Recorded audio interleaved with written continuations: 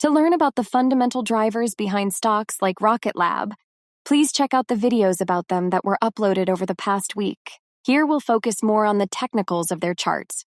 RKLB can still keep rising a bit more relatively easily without any news catalysts.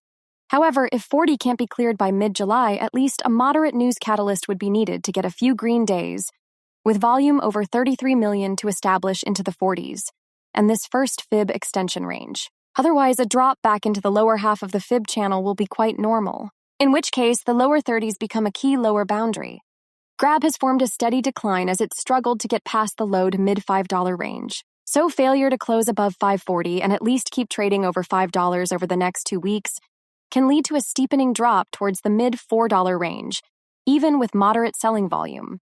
Rich Tech Robotics still neutral to bearish, meaning if it can't close over 220 by the next fib time zone interval, a drop into this range can soon follow, especially if there are even a few red days with volume over 12 million.